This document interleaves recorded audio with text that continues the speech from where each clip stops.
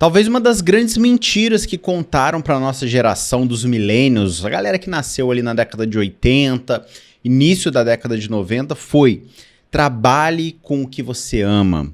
Né? A vida só terá sentido se você achar um trabalho que você ame, ou então aquela frase: trabalhe com o que você ama e você não terá que trabalhar nem um dia sequer. Isso a gente vê sendo repetido por vários lugares. Vá atrás dos seus sonhos, né? Vá atrás do que te faz, né, feliz e trabalhe somente. Mas será que isso é verdade? Na minha opinião, isso é uma grande ilusão, talvez uma das grandes mentiras que o capitalismo envolveu todos nós. E a gente vai discutir tudo isso no vídeo de hoje. Fala galera, beleza? Meu nome é Hugo, sejam bem-vindos ao Filosofia Infinita, que a gente discute política, sociedade, filosofia, literatura, enfim, várias coisas bacanas. Então já se inscreve no canal que tem conteúdo semanalmente. Muito claro, pessoal, a gente vira uma... É muito claro a gente vê uma relação do trabalho e como ele se modificou, principalmente ali na década de 80. Isso eu tô falando globalmente, né? A gente analisar o trabalho. A gente tem um trabalho muito forte, concentrado em sindicatos ali na década de 80, década de 70, ou seja, você tem essa consciência de classe muito forte, os sindicatos são muito poderosos, associações, então o trabalhador, ele tá unido com esse organismo. A partir da década de 80, início da década de 90, surge a figura do neoliberalismo, e uma das grandes armas, talvez, do neoliberalismo e o que a gente vive hoje, principalmente no Brasil, é a flexibilização do trabalho. Ou seja, a gente vai flexibilizar esse trabalho, vamos tornar ele menos, né, talvez engessado aqui, você vai ter mais liberdade para fazer o seu próprio horário, para você trabalhar de casa, você ganha por produtividade. E isso tem um custo muito grande. Ou seja, qual é esse custo? É a desmobilização social. Então a gente vê desde a década de 80, os sindicatos perderam completamente a força. No Brasil, pessoal, né, o Lula ele consegue ser eleito porque os sindicatos ali na década de 80, 90 eram muito fortes. Né? Se você procurar no YouTube as greves ali no ABC Paulista, eram coisas que paravam São Paulo. Há quanto tempo a gente não vê uma greve no Brasil, né, de trabalhadores unidos, de metalúrgicos, de operários? Não me lembro a última vez. Em larga escala, assim, né?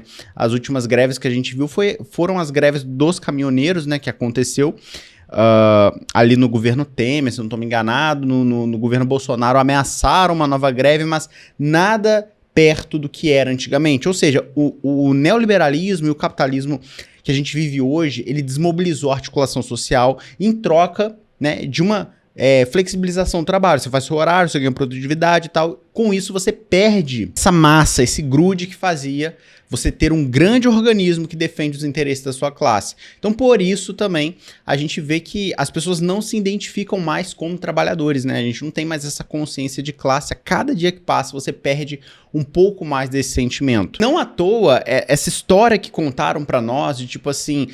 Nossa, você é uma geração muito especial. Essa é a história dos millennials, né?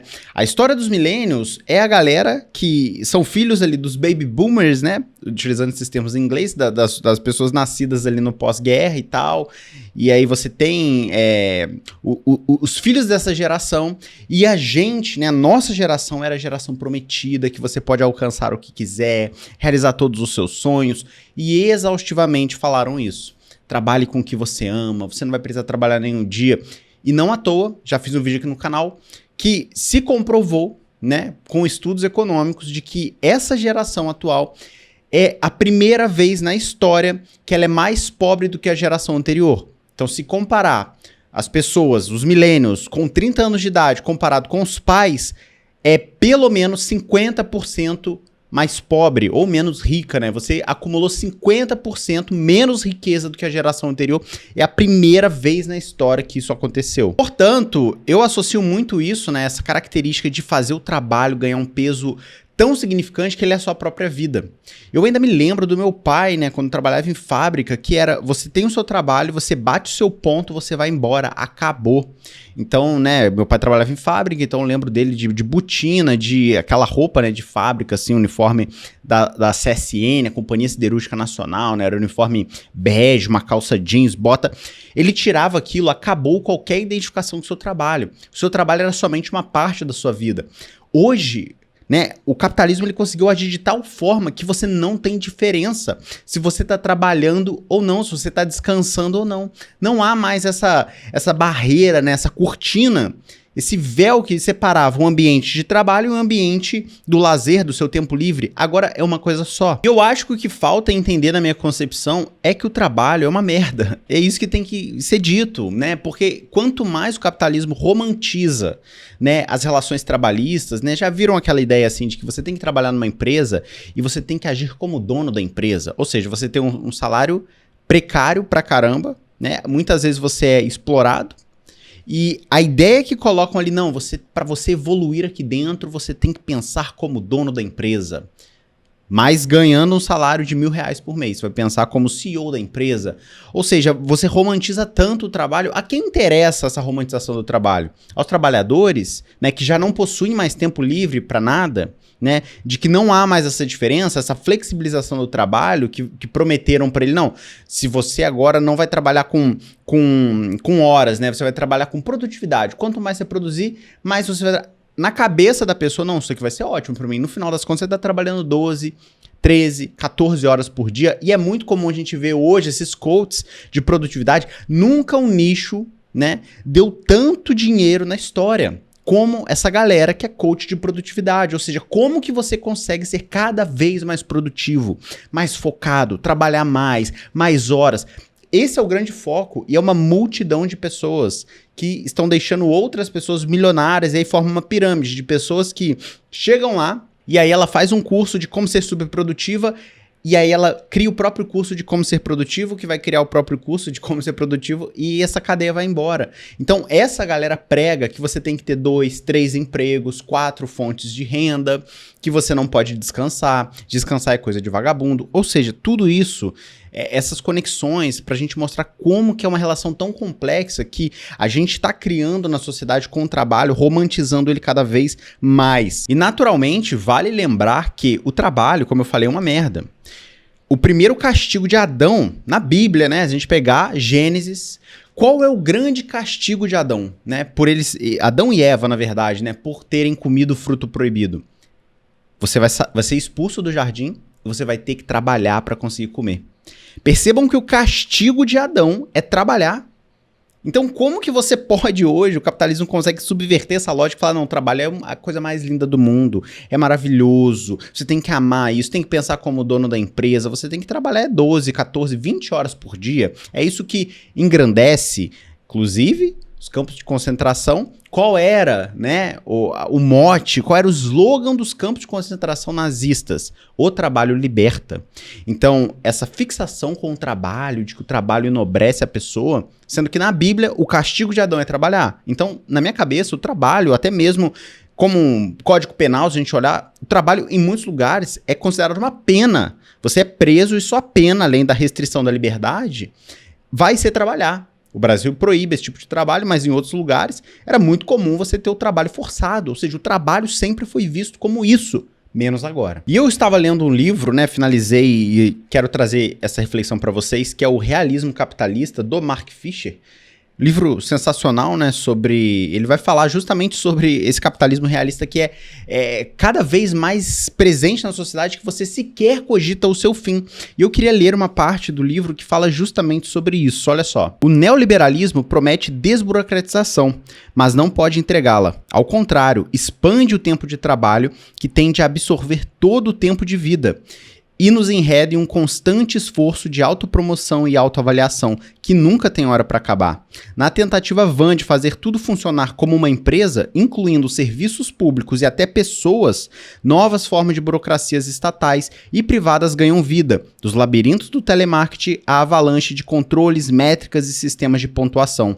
A eterna corrida pelo desenvolvimento de nosso capital humano nos empurra a trabalhar de graça, a perder de vista a diferença entre tempo livre e tempo de trabalho.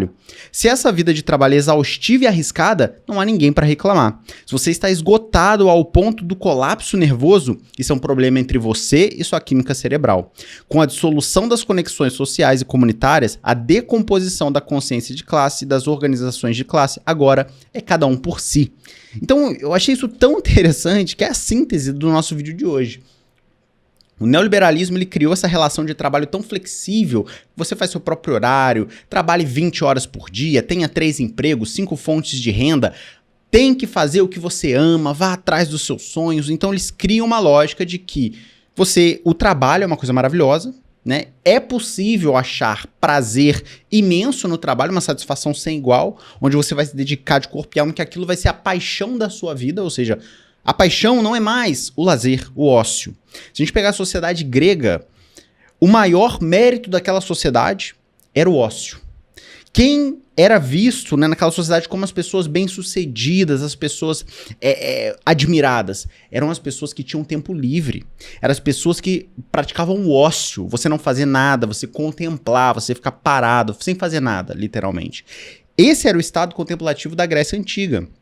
Perceba que hoje você tem vergonha de falar que está descansando.